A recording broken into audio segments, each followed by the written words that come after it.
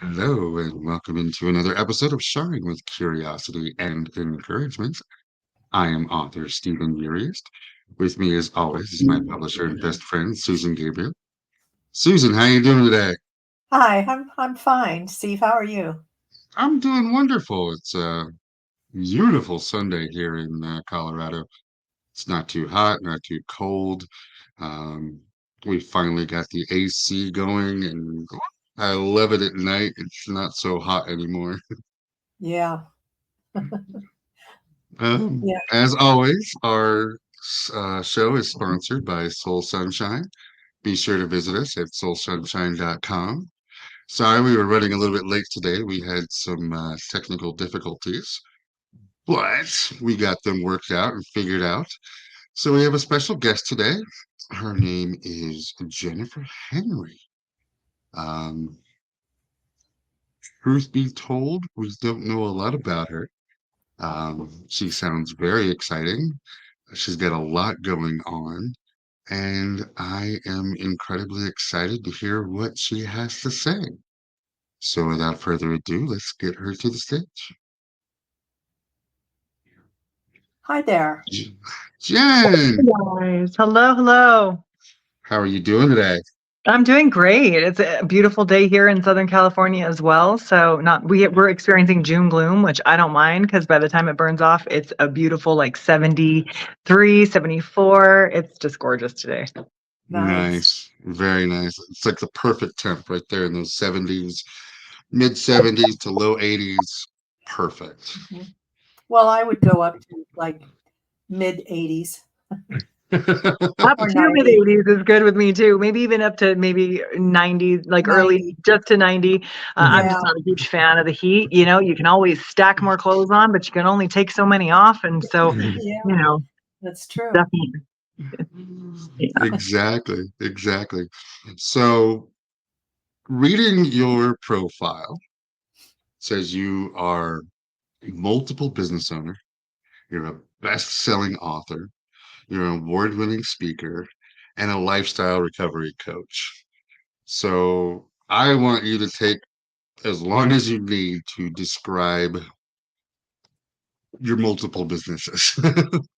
Absolutely.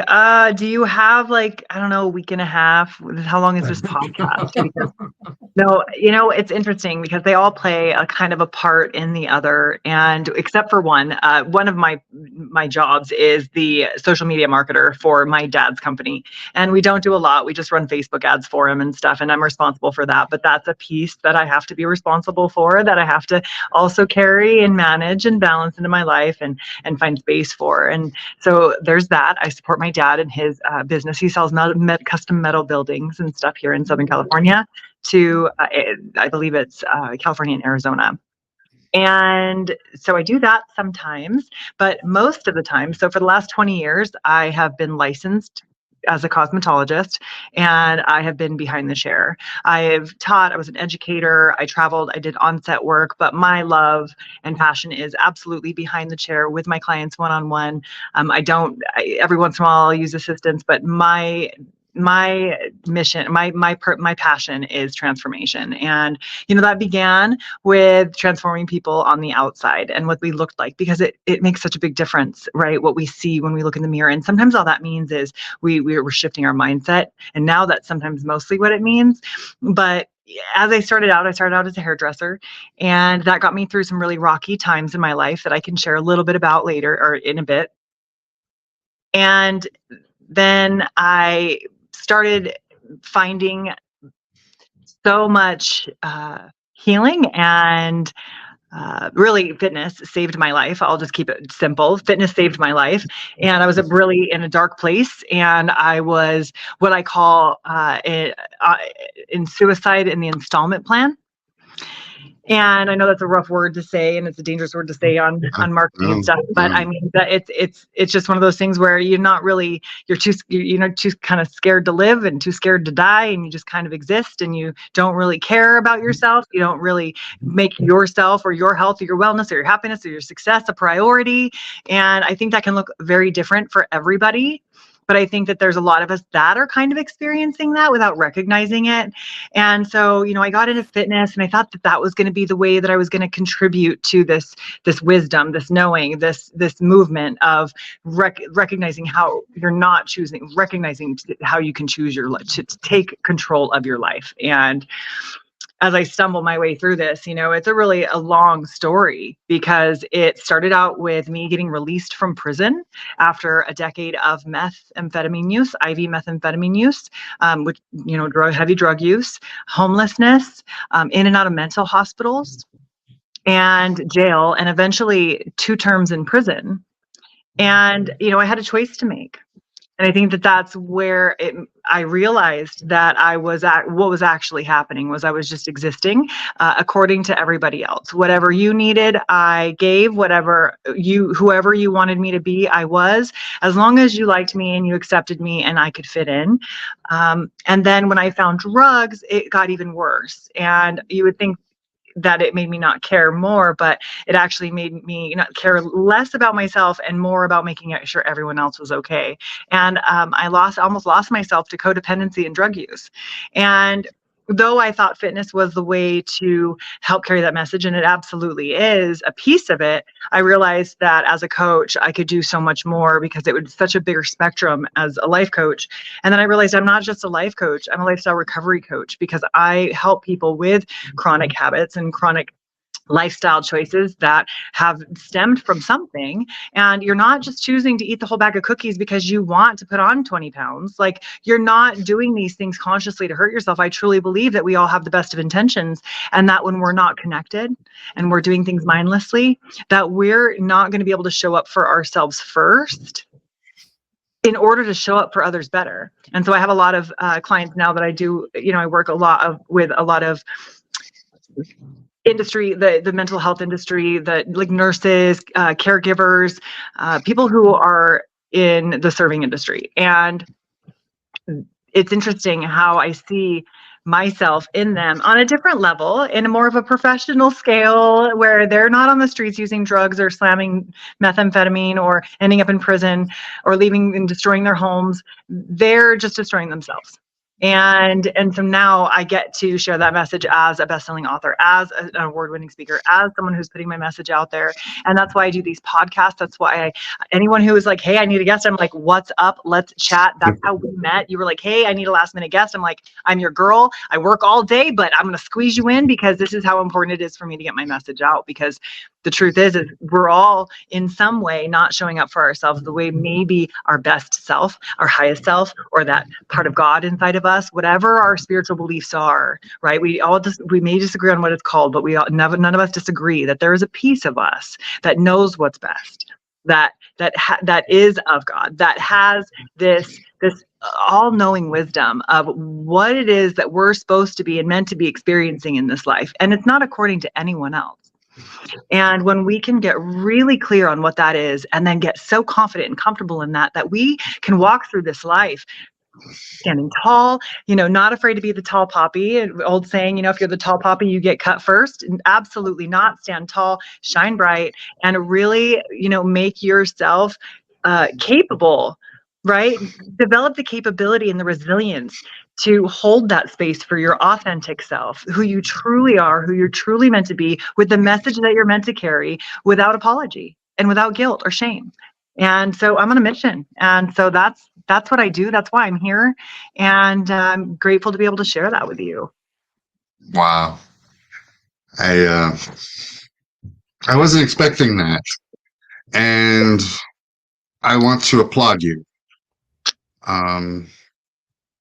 It takes a lot to open up and be honest and truthful about life and your past. And we've all been at that rock bottom where we've thought about ending it all. Nothing else matters. Not finding that shine or that light to be able to make it to that next stage or make it through the progress. So thank you for being vulnerable with us like that. If you haven't heard it, and I know we just met, but I'm very proud of you for overcoming that. That is a lot to overcome, a lot to intake, a lot for the body mentally, physically, emotionally to actually get over. And now you're over it and you're shining, and that is fantastic. Was there any particular incident that happened that caused you to kind of like wake up and realize that you were going the wrong direction? Was there, or a person or anything like that? Yeah. So I knew that I wasn't okay, but I didn't know how not okay I was.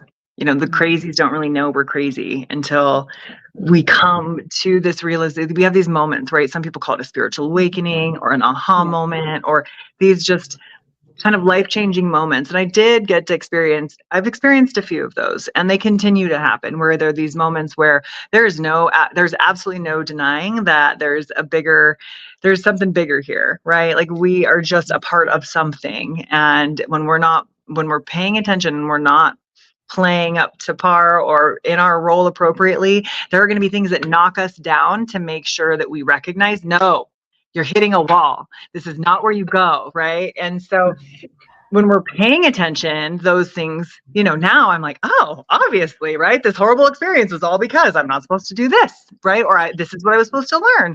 But at the time, when you're just learning to put these pieces together, you're completely lost and you're just pissed off. You're so mad, you're so resentful, you're so like whatever. And at this point, I'm severely mentally ill. I would be up for weeks at a time, not eat, not drink water, not take care of myself. I was in and out of psychosis regularly. And I I'm going to keep this as gentle as I can. It is in the book. It's a pretty raw description of the story in the book. But I was actually arrested for the last time, and I'm in Riverside, so I was in Riverside County Jail, and I was booked and processed. And when my hotel room had been raided, but because a couple that had been staying with me was out fighting in the middle of the parking lot, so they get followed to my room and they raid the room, and the room is in my name, and I'm on parole, and so they have every right to go in the room. They don't have to get a warrant or anything, and I know I'm going, so I immediately put away the drugs that I had. I put them away as a woman, does. And, and I went and I got booked in, and I knew that I was set because of what I had with me. And so I immediately, felt out my bunkie or my cellmate. And we got to quick work of selling what I had, the drugs that I had, and doing at least half of them so that I could get shampoo and conditioner and lotion and snacks and these different things and get myself set up. And then I proceeded to get high with her. And from that point, at first it was all good. And we were able to develop a little bit of a connection, two drug addicts like together, it's a beautiful thing in that moment, as your life and everything is burning down around you. And then it ran out. And I was barely tolerable when I was loaded at the time. And I was absolutely not tolerable. My dealer didn't even want me in the house when I was coming down or when I was at a certain point. And I remember getting upset with her over something not even worth remembering. And I called her names and I spit on her and told her to F off pretty much.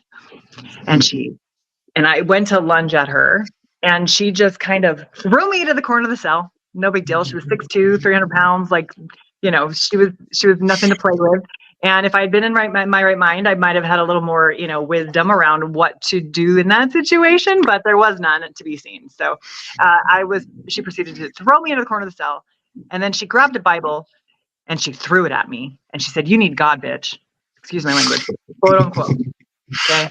Now, it's not the most spiritual introduction to God, but there it is. And there it was. And I was so mad. I was seething. I remember getting up and throwing it up on my shelf where all my stuff was. My toiletries knocked over. I didn't care. I got up in the bunk and I'm MFing her. And I get under the covers and I fall asleep or pass out. So I come to about 3 days later, on and off. I'd probably gotten up to use the restroom maybe, but generally in those kind of states, I did not. And so I was pretty much out of it for a couple, 3 days. I get up, no one's in the cell. And I go to the window to see what's going on. Everyone's at day room. So I cover up the little piece of the window because girls get to do that one week during the month. and I proceeded to go to my hiding spot, find my pin, which is my needle. And I didn't have any drugs left, but I didn't care because I was more addicted to the idea of escaping. I was more addicted to the idea of disconnecting, of being numb, of not feeling, of not being, of not existing, of not holding space, of not dealing.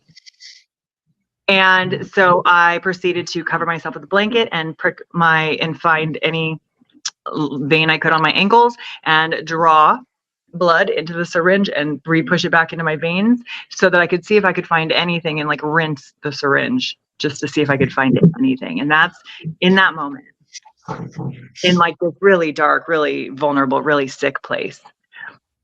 All of a sudden, I can see this girl under the blanket, so gone, like a skeleton, like barely existing. She's barely there. And my heart just like shattered and fell into a million pieces. And I just felt so much sadness and empathy. And girl, what are you doing? Like, what is happening? Is this really this? Like, what is really happening right now? And for that moment, I didn't realize it, but there were all the pain, all the discomfort, all the anxiety, all the repressed BS was gone.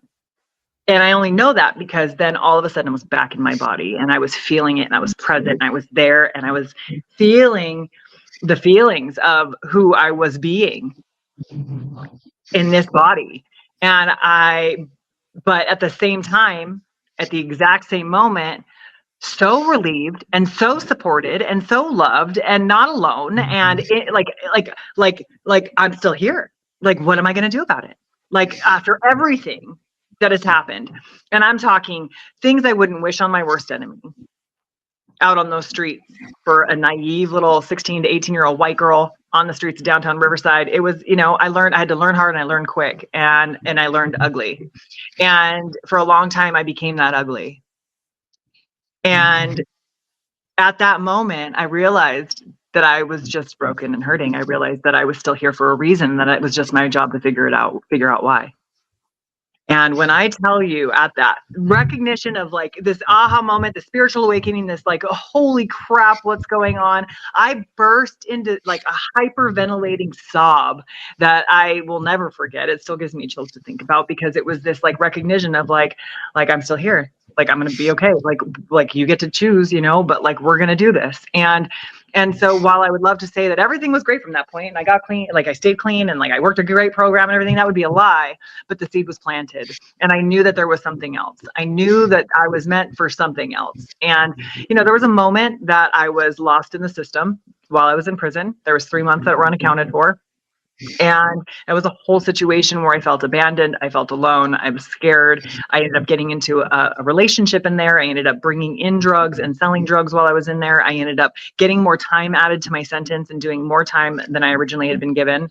And it was in actually those moments, that repercussion, that slap in the face of, look, all you got was a dirty test. You're lucky you didn't get caught. And multiple years added for bringing stuff into a prison. Like, and I can talk about that now because it's been over 10 years and like, but it was one of those things where it's like, what are you doing? Is this what you want? And I, again, had to make a decision. I actually had to stop and ask myself if this is what I wanted, and be honest with my answer, because it wasn't. And I didn't want it to be a revolving door. I'd already gone to prison once and I was worse when I came out than when I went in. And wow. I was not going to be in that revolving wheel anymore. I was not going to be on that hamster wheel. I saw what it was doing to the women that were in there. I saw the women go out and come back, and some doing it on purpose. And I thought, wow. You know what? This is not my family. And I have to, if I need to, I was struggling with my family at the time. We are it's all been amended. We are all amazing. I've been able to help my mom through similar issues. We are working together as a family now on our healing instead of trying to shove it under the rug. Like a lot of, my parents' generation, my parents are 79 and 69, and you didn't talk about your stuff. You didn't admit there was an issue. You sucked it up and you dealt with it. And it was killing people. And it's killing the next generation. And what's gone now is everybody has gone so far over. Everything is everybody else's problem about how you feel. No, it is nobody else's problem how you feel. It's not. It's just not. And if you want to be accepted as you are, then you need to accept yourself as you are. And that's all that can matter. And that's just the way it is. And so I've learned to step into these pieces. Over the last 14 years now, I've been able to put together something that has been life-changing for not just myself, but for my clients, right? And I get the opportunity to use this framework that I've put together. I call it the Freedom Framework, and it's outlined in the book. The book's 99 cents on Kindle or on Amazon, right? So I'm offering my, $10,000 to $15,000 a year one-on-one coaching program in a book for 99 cents on Amazon. I don't know how that works, but the fact is I don't want to go gatekeep this information. And if it's something that people can benefit from, like I have information all over my stuff of what that is and what that looks like. But it's like, there are certain things that we can do to experience emotional, mental, physical, spiritual freedom, right? There are things that we feel like we're locked into this experience and we're locked into this way of being, that there is a way out. And I needed people to know that. And when I talk about recovery, like I'm working on a program right now, like reframing recovery, because I'm not talking about drugs and alcohol. I am talking about lifestyle choices. I'm talking about codependency. I'm talking about perfectionism. I'm talking about procrastination. I'm talking about self-judgment, self-worth. I'm talking about, or lack thereof, right? I'm talking about the things that, the way that we are being, because the drugs and the alcohol weren't my problem. Not being able to be okay in my own skin was my problem. Not knowing who I was, not having a purpose, right? Being whoever you needed me to be and not stepping into my power, not shining authentically. That was my problem. Drugs and alcohol were the solution, right? Not really alcohol for me, but drugs and just escaping anything. It didn't matter what it was. I would do it as long as it gave me an out. And so nowadays we see that a lot with food, social media, right? We see it with relationships and chronic relationship jumpers. We see it with, we see it with gambling, but really what we're seeing it mostly with is food and social media, at least as far as my clients go. And or of course, career workplace situations where, my clients overdo it and burn themselves out. And now we've got nurses that are only there for 5 to 10 years instead of the 20 years that they need to be in because we need them, or the mental care professionals. So yeah, I could go on. Obviously, I'm long. No, I love it. I agree. There is a stigma behind mental health in our country, in this world, where people will not seek mental health treatment. I used to be one of those. I would be one of those, like you said, people pleasers. Um, and it took a very severe depression, a loss of my father, a loss of my mother, and a loss of my marriage that put me down rock bottom. Susan came along and she saved me. And for the past year, I've gone to a therapist, and everything that you're saying is exactly right. It starts here. It starts with you. It starts having that belief and having that um, building yourself up, not building somebody else up, and you relying on them for your happiness. People tend to forget that. And a lot of times, what you said with social media, people are just looking for attention. They're looking for validation. They're looking for anybody. It doesn't matter who it is, as long as they say what they want to hear, they're going to gravitate towards that. It's really unfortunate, to be honest with you, because it's such a beautiful, social media can be such a beautiful thing. And I derive so much joy and appreciation for what is actually happening in the world because of the way that I've worked my algorithm. And now my YouTube is a little bit to be desired. On my main page, I have a tendency to love watching Karens get arrested. Like that's my thing. I don't know what's going on with me, but that's my thing right now. I just love it. It's so, I'm just like, yeah, get her, and it's horrible and I don't promote it, but I'm just saying like, I do have my, stuff that's probably not as healthy to be watching that kind of stuff as it could be. But, I think that, unfortunately, because of the disconnection, right? I truly believe that we are chronically disconnected as a society. And I'm not talking about from each other. I'm talking about from ourselves. And COVID proved that. People were losing their minds because they didn't know how to be alone in their own house. Right. losing their minds. We were literally losing people every single day to suicide because they did not know how to be Yeah. okay in their own skin. And Yeah. without, all they had was social media. And so that's when that blew up, and influence became 10 times what they were becoming, because people were seeking something outside of themselves so strongly. So it's, horribly, like it was, we were trying to escape ourselves. And I personally, I mean, I know I speak for myself, and I also am someone who lost family members to this, and it was not a good time, but I did not mind it. I didn't mind the traffic. I didn't mind being home and having to be home. Like, I was like, really? Like, because I get to be home. Like, I'm home. Like, I mean, I was in prison for 3 years on and off. Like, this is chill. You guys got Uber Eats. You guys can still go to the grocery store if you Yeah. want. Like, you go to the park. Like, there's stuff like, really? Like, you guys are mad about this? But I Yeah. mean, a lot of businesses suffered from that, and that's terrible. And so, I'm glad things are building back Yeah. up in certain ways. But that being said, I'm so grateful for everything I've gone through, because it has taught me how, when things go to mess, right? When things spontaneously combust, like, I'm going to be okay no matter Yeah. what, because no matter what's going on in my life, I have non-negotiables I've put in place, because I matter first. Mhm. Other people matter to me so much that I'm willing to put myself first so that I can be there for them. Yeah. I You love Well, know? it. I felt like COVID actually showed people. Now, I'm an introvert, so I am the kind of person who I suffer during social events. That's not my strong suit at all. And I'm fine at home. So to me, COVID was, I didn't notice it. I mean, it was just another opportunity or excuse for me to stay home and not have to socialize. But I get my socialization now, and I guess I learned it during COVID, but I get it from my online connections. I've got about 50 people that I fairly regularly talk to, and I met Steve online. We've never met in person. And most of the people, like I said, there's only 2 people I know that I talk with online that I've actually met in person.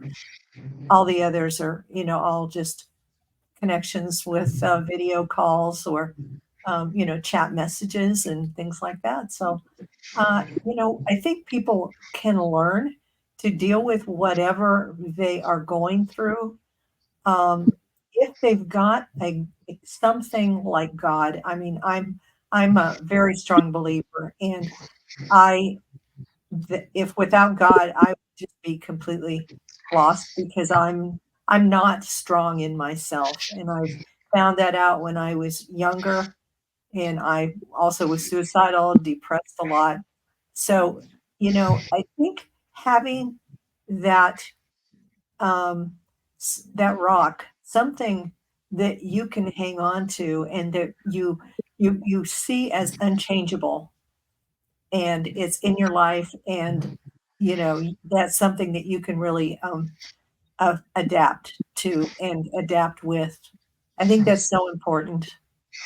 I love that you say this, because, I will share my personal beliefs around this, because I feel so strongly about them, because I have been,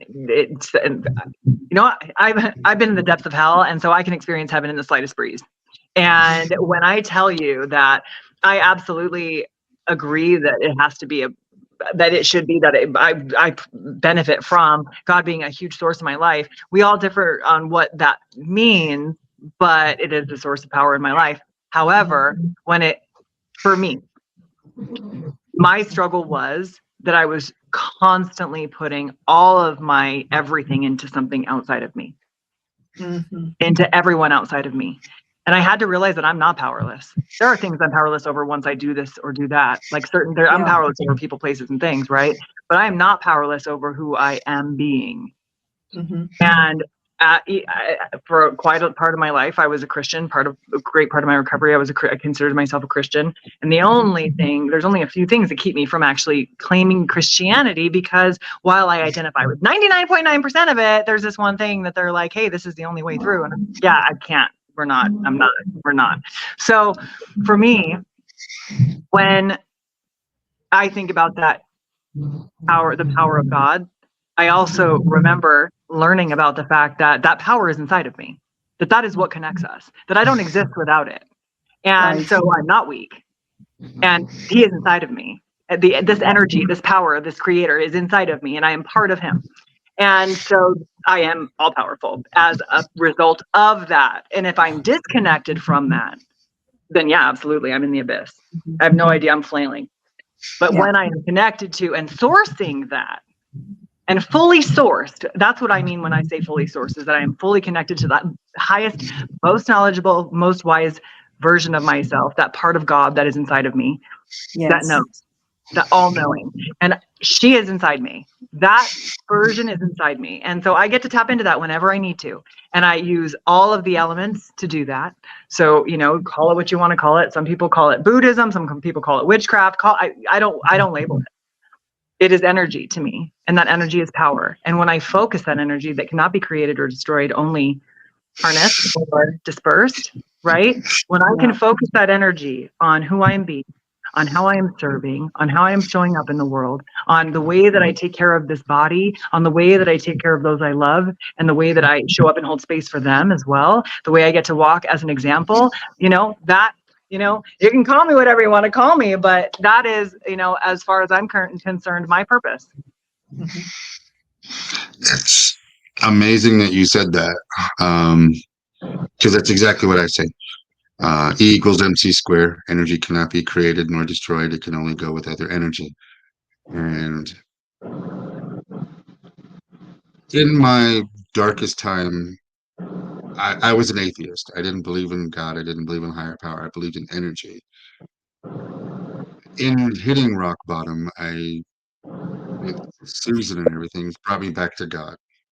And we're all on our own spiritual quest. We don't have the same journey. We don't have the same, you know, XYZ equals ABC. We're discovering it the way we need to discover it. And hearing you say exactly that was exactly for me the same thing. And I agree with you. There's a lot of things that I don't agree with in religion, and it's all religions. It's that I have difficulty with. But believing in God and having that source and being able to feel that energy and being able to draw on that and being able to feel it has been absolutely fantastic on things. Um, I had a question for you that I didn't think about before the show here. How long have you been sober? Well, that's interesting, right? And as I said, my journey with recovery is something different than what you would find in like maybe the anonymous programs. Not because, of course, I have steps as well, right, in my program, and I encourage people to work an anonymous program if that is what they're searching for. If they like that dynamic, if they need the community support, please get yourself community support. Please if you want a sponsor, get a sponsor. I'm not going to do this for free, so get a sponsor, you know, and a sponsor is someone who walks you through the 12 steps of the anonymous program. Now, I'm a member of Codependence Anonymous, have been. I don't really go to meetings anymore, but if I identify as something, it's codependent more than it is anything else anymore. And so now I'm in recovery from codependency, just as I'm in recovery from an unhealthy lifestyle. And so I'm not clean and sober. Right? I do drink and I do partake. I do use THC medicinally. I absolutely do, but I don't take all the medications that the doctors want to prescribe me, which are many, which is a whole story for another day of when I was in, long story short, while I was fighting my case in jail because of that episode that I had, I was like, dude, I gotta fight for help. I need help. I need coping skills. I need support. I need recovery. I need real tools I can use so that I can be, active in my recovery and I can do this thing this time, because I had 4 years clean and sober at one point in the rooms of NA and AA. And it was great as long as I was doing everything they were telling me. But what was this codependent doing? Everything they told me to do and having no idea why, just following direction, being told, if you don't do it, you're going to die. Okay, great. Then I'll do it. Whatever you say. I was being of service. I had 3 meetings I was committed to, and I was at meetings 4 or 5 days a week. I was doing all the steps. I went through my steps multiple times with a couple different sponsors. I had sponsees. I was really working the program. And then when shit hit the fan, when stuff got crazy and life happened, and, the ex, cheated, got someone else pregnant, the whole thing, I fell apart. He relapsed. I lasted through his relapse, but that whole thing, I was like, okay, I'm out. I can't do this. I know how to not feel because I can't feel this. And I went back out. And no amount of service was going to get me to stay sober at that point. And when I went through the second time, and I'm in rehab now after prison, I fought for a rehab. They didn't want to give it to me. They gave it to me. So I was in 6 months of inpatient treatment post-release. And I was on 7 different psych meds, from mood stabilizers to anti-anxiety to antidepressants. And when I would miss a dose, I was detoxing. My body was going through withdrawals. And I was like, I can't do this anymore. Not only did I didn't get clean, or I didn't get, I'm not in recovery to feel like this, but they're asking me to feel all these feelings in class and in program. And I'm like, I don't know what you're talking about. Like, I don't know what I want. I don't know how I feel. Like, you realize that I have been numbing either by my hand or your hand since I've been 13, right? So I'm 25, 26 now. And I'm telling you, I don't know the difference between anger, resentment, sadness, fear. I don't know. I just know I'm uncomfortable. That's what I feel, uncomfortable. And I knew the fact was that these meds were keeping me numb. These meds were not allowing me to process or to feel feelings or to even really think straight thoughts. And so I fought for the ability to get off these meds, and they didn't like it. They didn't agree at first, and I fought anyway because I really had started asking myself what it was at that point. At that point, I'd finally been like, okay, what do I need? What's working? What's not working? Regardless of whatever all the quote unquote experts were telling me. Yeah. I had to start saying, you know what? You're wrong. I don't know why. I don't know what I actually need, but this ain't it. Yeah. The system is broken. I'm sorry to tell everybody, but I learned 15 years ago the system is broken, right? Yeah. And although it did save my life, because it getting arrested saved my life. Getting off those streets at that time in California, it was still illegal to be a risk to yourself. Now, you don't get picked up unless you're a risk to others. And so that is why we see the mentally ill population walking around the way that we do on the streets, because there are no laws protecting them from this. And it's very unfortunate, but it is what it is right now. And that being said, at the time, it was illegal. And so I have 7 felonies on my record that I know for a fact nobody's even, if they're getting any charges, they're misdemeanors for the same charges these days. And so I'm grateful that I had to do prison time. I'm grateful that I had consequences to my action, because I promote consequences now. I'm not a mother myself, but I'm an auntie, and everyone knows that if they act up, mom's going to call Auntie Jen, and the kids do not want that, because they know I do not play, and they love me for it. They love me for it. And I realized it's the same with my clients. I don't have a lot of clients that are really need that soft-spoken guidance and support. My clients know I'm going to cuss them out. My clients know I'm going to call them out. My clients know that they're not going to pull anything on me. They hire me because I pull their covers. They hire me because I call BS on them and because I hold them accountable. That is the only reason my clients hire me. Because honestly, if you can go off and do this program on your own, go do it. Take it. Read the book. Change your life. I love it. I'm here for it. Do it. When I finally got off those meds, right? All that stuff that I'd been numbing for the last 10, 15 years came flooding to the surface, and I had to learn how to deal. And that's when fitness came in, because there was this old treadmill in the rec room where we would all hang out after programming. And girls are, they're watching their shows and they're writing their letters and they're making their phone calls on the landline with the cord, right? And payphone actually in the rec room. And and there was this old treadmill I'd never really noticed, but I was coming out of my skin, and my energy, I had all this nervous, frenetic, chaotic energy. And I just was like, if I don't do something, I'm going to run out those doors. And at the time I was still technically a ward of the state. So I went and I started pushing the buttons on the treadmill and it started moving, and then it started moving. I got it to go faster, and then it started to smell like burnt rubber, and then it started to screech like someone was trying to kill a cat. And next thing you know, I've got all these women who just got out of prison really mad at me, not happy with me at all, telling me about myself. And I had to fight to stay on that treadmill. And I fought to stay on that treadmill until I left. Every single day after programming, I got on that and I moved my body and I got rid of all that crazy, right? And then I got home and I started running. And then I realized that like I was starving all the time because I was running 7 to 10 miles a day, that this was not sustainable, that my body was deteriorating. And I started lifting weights. And then I started learning how to feed my body for lifting weights and for athletic performance, so that I was getting what I needed so my body could show up for me. And then the next thing you know, people that I got out with are dropping like flies. People are going back to prison. People are dying. And I'm still here living the best life and getting better every day. And then, next thing you know, I start competing. Like, that's a whole, again, another story for another day. That really is.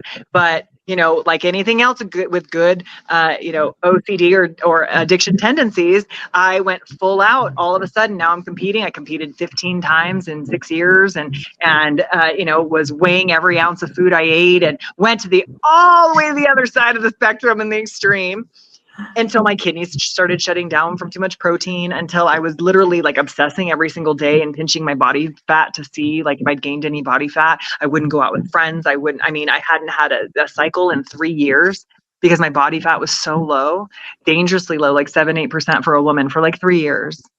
And I was standing on stage one day and I saw this woman in front of me, and she was probably only in like her maybe 40s, but her skin was gaunt and like loose and baggy because she had and all over her body because she had gone through the bulking up and dieting down so many times. And I could see the PAD injections in her hip, the scars from it. And I'm sitting here and I'm looking at her. I'm going, I'm battling this woman for first place, and this is what I'm battling for. And I was just like, I'm done. This isn't it. Like, I don't want to do this anymore. And I went off the deep end. Of course, my depression came back. I stopped moving, stopped eating clean, started eating crap, put on 20 pounds. And that's when, of course, Facebook knew, because Facebook always knows what we need. And so it sent me a Facebook ad for the Health Coach Institute. And so that was back in the end of 2017. And it saved me, because I don't know where I would have gone. And that was one of those moments where I was like, this isn't it. I got to change everything, rebirth moment.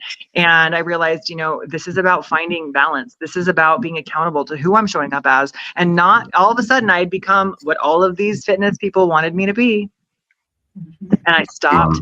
I didn't start working out or eating clean or doing any of that to look any kind of way. The body was a result of me loving myself enough to take care of myself as best as I possibly could. And every piece of information I applied until it became a competition, until it became about looking a certain way. And so, when I finally got back to moving my body because I love my body, everything started to balance back out. And I have some cellulite going on. And I have a little bit of roll when I sit down. And my butt cheeks, I could hold a pencil under them. But you know what? Like, I'm okay with it, because my body's going to look however my body looks as a result of me taking care of myself, whether I do or don't.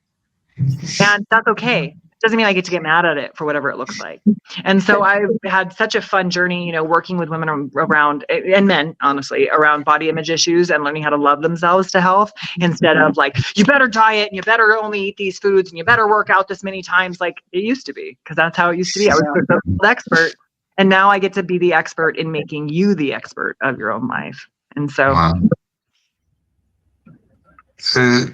You've learned a lot over the years, and so much of it is trial by fire, trial and error, falling down and picking yourself up again, falling down and realizing you can't pick yourself back up again. So many things that so many people go through, but not that many people go through all of them like you have. Yeah, I definitely wanted to be one and done. Like, I have friends who believe in past lives and multiple lives and things like that. And I had a friend tell me, I think that when you chose, I think you just wanted to come and be one and done. And I was like, well, I don't have kids, so there might be another one in the future, but who knows? And so, but we laugh about that. She's like, you decided to have all the lives in one. And I thought, it's just, let's get her done. Let's just get her done. Let's see how big of an impact we can make with one life and go from there. Yeah. Hearing your story, I see a lot of inspiration. I see a lot of, um, like you said, trials and tribulations of things. I don't know how else to say this, but what is the best advice you've ever received? Mm. God, there's so much. But I will say it's I something that can I read. imagine. It's something that I read, and it was while I was in prison. And it was, the part of the four agreements. And while it doesn't necessarily like play into anything we've talked about today, and technically it plays into everything that we talked today, but one of the agreements, one of the four agreements from Don Miguel Ruiz is don't take things personal. Don't take things personal. Mm-hmm. And it just hit a nerve for me. It hit a root nerve, like this root cause, like situation of like, I'm not the victim. I'm not the reason. I'm not the main character in their story. They are. And if they want to make me the main character, they can. But whatever they're feeling now, unless I'm being a total, mean person, I was going to say something probably less, a little more graphic, but unless I'm being terrible, right? Of course, I'm not talking when I'm sharing and I'm not talking to narcissists. So if anybody's ever told you you're a narcissist, I'm probably not talking to you. If anyone's ever told you that you're really self-absorbed, I'm probably not talking to you. I'm talking to those of us who identify as whoever you need us to be. And that is who I'm like, right? Like, and so it's really, I took everything so personally, like it was a personal affront, like everything people did or said was as a result of their feelings towards me. And when I finally let go of that, one of the other agreements is don't make assumptions, which fits right into that. Stop assuming it's about you and start assuming that they have their own opinions from their own experience, from their own life, from their own viewpoint. And if it doesn't align with you and it just doesn't fit, guess what? Your energies don't match. It doesn't matter. Who cares? Mm-hmm. And the things, of course, we take personally are going to be the things that are really honest feedback, right? It's a different thing when someone's coming to you with honest feedback of, hey, you really hurt my feelings. Like, this wasn't cool. Like, please take that personally. Like, you were a dick. Like, don't be a dick. But, if it isn't, and someone was like, you were such a bitch because you said you'd come, but then you canceled last minute because you said you were sick, or because you had to take care of your kid, or because something happened where you all of a sudden can't do the thing, and it's unfortunate, but you're not this name or this horrible thing because of it, right? There are things that happen, Right. and when people sometimes people have bad days, and it doesn't, and maybe it is your fault in the sense that they're mad because of you. But if you are checking in on your intentions and you're showing up as a good person, and who you're showing up as, then stop taking it personally. And that's just a small piece of it, because I could go on about that, but that was a big one. I totally can identify with that. It took me years to get over that, starting as a child and then on into teenager, and then my first marriage and all of those things. I mean, I was definitely the kind of person who felt like, well, I had two really big problems. One was that I cared about what other people thought. I cared too much about what other people thought of me. And the other one was I compared myself to other people, which is another really dangerous thing to do, because then you're always going to end up either, proud, which doesn't usually last very long in my case, or, you're going to feel bad about yourself. So both of those are really dangerous roads to go down. And it's hard to turn that around. First of all, it's hard to see that you're doing it. And once you realize it, trying to change that can be really difficult. But the first step is really understanding that that's what you do, and that that's a problem for you. I think that is the biggest step, is recognizing who you're being, Yeah. like if connection. And that's the first step of the framework that I do, right? It's everybody, I was going through all these coaching programs and all these seminars and stuff in the beginning. And I still go through coaching programs and seminars, but in the beginning I was just this wide-eyed, like curious girl. And, and it was really this constant theme of, what do you want? What do you want? Where do you see yourself? Create a vision. And I'm like, do you understand where my perspective is? Like it's really hard to see the skyscraper from the gutter. I mean, Yeah. it's really hard. Okay. Like I'm lucky if I'm looking at like, a tent. Like there's Yeah. things, it's my perspective was so skewed based off of my past and based off of my really recent experiences, that there was no way for me to create the kind of vision rationally, like where I could actually step into and envision this for myself. And so while there was, of course, these like back of the mind, grandiose ideas of maybe, for me, it wasn't the big house. It wasn't the car. It wasn't like the family reunion. It was like, maybe at some point, like I'll be able to walk in a room and not give a shit what people are thinking. Maybe at some point I can walk in a room and just show up as who I am and make bad jokes, and people, and maybe, I won't care if people laugh.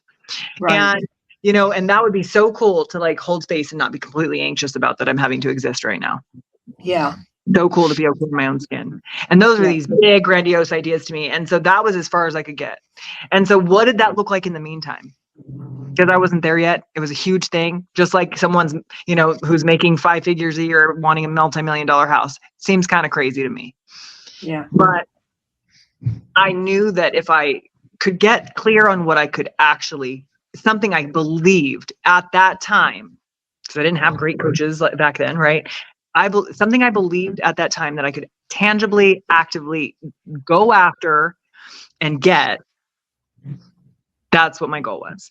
But in order to figure out what the heck that was, I had to get connected first. I had to figure out what was going well, what wasn't going well, and use the currency from what was going well to help shift what wasn't going well. And once I got clear on where I was, it's like GPS, right? We need the GPS coordinates of where we are in order to figure out if we're going to go left or right on our way to our destination. Yeah. You can plug the destination in all day, but if you don't type in your current location, guess what? You're going to drive in circles all day or all year. Absolutely. Or for the next 10 years while you're on the same hamster wheel because you're not paying attention to where you're at. Yeah. Wow. So being able to get clear on that. And then when you have that list, right? I have my clients do this. This is something we do as an activity. Mm-hmm. Right? Get a piece of paper, draw a line down the middle, right on the left side, what's going well, right on the right side, what's not going well. Yeah. And on the left side, as you're writing, the list is going to be, what's going on with your health? Mm-hmm. What's going well, what's not? What's going on with your finances? What's going well, what's going on? Don't forget to put, I don't give a shit what you want at that point, right? Like, I don't care what you want. I don't care. Well, I wish I could, or I should have that. I don't care. Where are you actually at? Without judgment, just being curious, like just being, stating the facts, what's actually happening that's going well, what's actually happening that's not. Relationships, what's going well, what's not. Your home environment, your work environment, your career, right? What's going well in these areas and what's not. And then once you get clear on that, first of all, we get to celebrate because we start everything with celebrations. Like, what is going well? Like, I'm so excited. I started walking every day, but I still ate, a bag of Doritos every single night last week. Okay, great. Not going well. But what are we going to shift out? Maybe we can have a handful of Doritos and maybe we can have some grapes and some strawberries, right? Like maybe we can shift out the carbs for something a little bit better. Maybe we even put some chocolate sauce on those, right? Like, but we're going to find out something that's going to help be a little healthier and throw some berries in there. So, we're getting antioxidants with our sugar. So, we get to play when we're paying attention to what's actually happening, and we can set these little goals that like we could actually see and actually step up into and do, opposed to me spending the hours that I used to spend sitting there typing out how many calories a client should have based on their weight, height, age, activity level, how many carbs, protein, fat, sugar, fiber, and making sure all the foods were like a decent meal and balanced weights, and to hand you that for you to not eat it. I refuse. I'm absolutely never doing one again. I just refuse. I will give an idea to you, and if you really want accountability, you can pay to help me hold you accountable. But the fact is it's just not about that. It's like being able to just recognize where we're at and then take the baby step that we need to take in order to make that shift a reality, I think is where the magic happens. Yep. I'm curious to know, hearing everything you've gone through, all, I mean, just everything. I'm still struggling to keep up here a little bit because I want to just go through and break down everything. But what advice would you give to your younger self?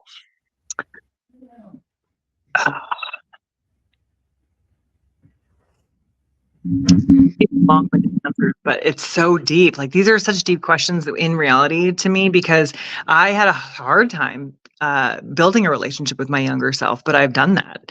And there are multiple versions of myself, multiple different parts of me that I've had to go back and build relationships with, because she felt so alone, and she felt so abandoned, and she felt so scared, and she felt so judged, and she felt so too big for the box that they were trying to put her in. And, being able to go back and tell her, you're not too much, that you're allowed to hold space, that you don't have to feel guilty for being you, that other people aren't responsible for your experience. Mm-hmm. And so I think the biggest overall theme would be, you are the only one who can determine your experience in this life, regardless of your circumstances. Mm-hmm. To everybody that's watching out there, that is incredible advice. And I really hope you all take that into account and start living that forward. Um, you have a lot that you can teach and a lot that you can share. And yeah, I feel connected to you, that somehow the energy you and I have, it's crazy. You've said a lot of things that I've said growing up, and a lot of things that I feel, and it's been fantastic listening to you. Just out of curiosity, do you have any plans on writing another book? I do. I have plans on multiple books. However, first things first, we're going to get through a full year of promoting this one first. And then towards the end of this, it's not fiscal year, but my author year, my published year, I will be releasing the audiobook. So we're waiting on dates for me to record that right now. So we're going to be getting an audiobook version, because, I love my friends, but they're like, Jen, I love your book and I bought it, but I'm probably not going to read it. So let me know when the audiobook comes out. Because I was like, Yeah. Yeah, all I right, love audiobooks too. Do you fair. have a copy of your book there you can show us? Do. Voila. I've done enough of these to know that I can Yeah, see that candy. looks So yeah, great. my little brunette face right there they decided to use with the eyebrow and all the stuff. So And yeah, what so was that's the my name of face. it? But it's called Resilience, a different kind of strong. And so it is at anywhere you can buy books online. It is a traditionally published book. And so it's by Muse Literary.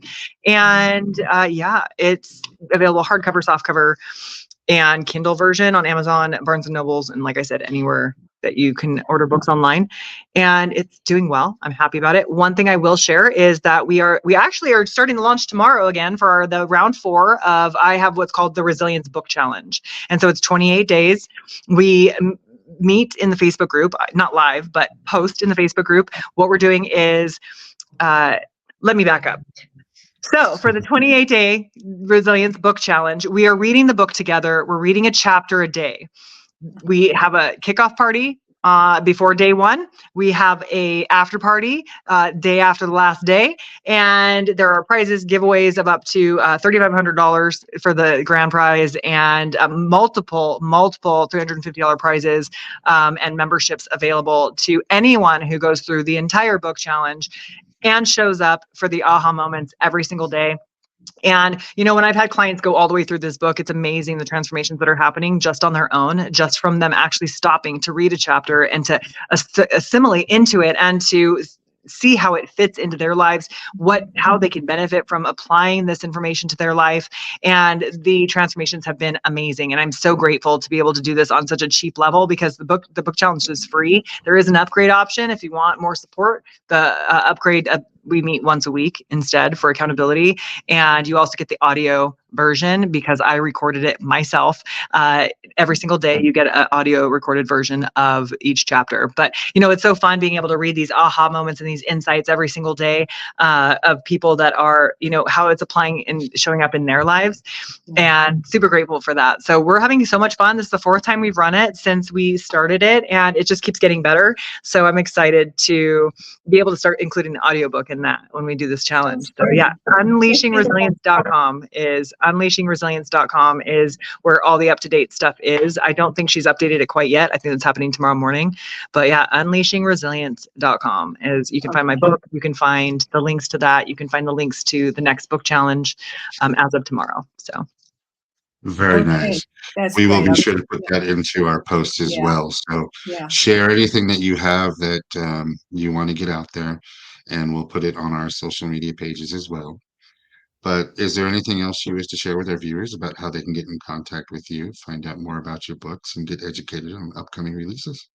Yeah, absolutely. For any inquiries, for any podcast speaking, anything like that, if you want me to come in your group, just email me directly at missjennhenry.com. That's MISSJENNHENRY @gmail.com. Or message me through any of the socials. So Unleashing Resilience is the same on there's a private Facebook group where the challenge is hosted. There is Instagram, and I believe that's the website. So that's where you can find me. So unleashingresilience.com or on most of the socials.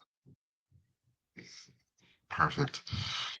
Well, I want to thank you so much for coming on to our show today. Thank you for spending your Sunday with us. Your story is absolutely extraordinary. I know we can talk for another 45 minutes to another 2 hours. You just have that energy that want to know more. So I do hope that maybe later you can come back on our show, and we can continue this conversation. You have definitely got a fan in me, and I wish you all the best luck. And I can't wait to hear the next chapter in your story. Thank you so much. It's been a pleasure. Absolutely. It was so nice meeting you both. And thank you for allowing me the opportunity to share and spread my movement. Yeah, I so appreciate your acceptance of our invitation to be on the show. Because, we wouldn't have learned all of this interesting information unless you'd come. So we're going to, definitely share it with other people and make sure it gets out there. Yeah, Thank definitely. you Thank so you for much. being flexible and last It's both minute been on a everything. pleasure. Oh, our air conditioner just kicked on. So all of a sudden it got loud in here. Oh no. But it has been a pleasure. Absolutely. Well, stick around so we can wrap up the show here. And once again, thank you for coming on.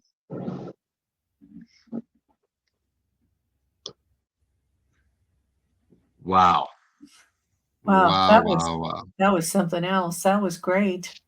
That was. I did not expect any of that. Of course, I didn't know anything about her, but I didn't either. I wanted to go in completely blind, and it was so worth it. She has amazing energy. She has an yeah. amazing story. Resilience. Mhm. I think that's a perfect name for her book there. And Oh, yeah. man, I can't wait for the next chapter of her book and her life and Yeah, hearing all so that.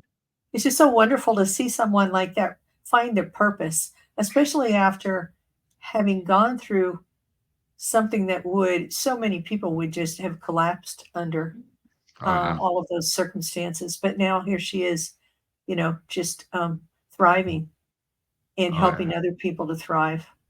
Well, I agree. I agree. Well, I want to thank everybody for spending your Sunday with us again. Thank you for watching.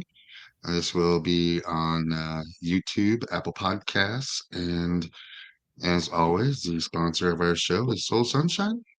Have a great week, everybody, and we will see you next Sunday. Yep. Ever dreamed of seeing your name on the cover of a book? As a book publisher, we understand the challenges of self-publishing. If you're lost in the process, wondering about illustrators, book coaches, or formatting issues, worry not. At Soul Sunshine, we're here to guide you. Let's turn your dream into reality. Contact us to get started.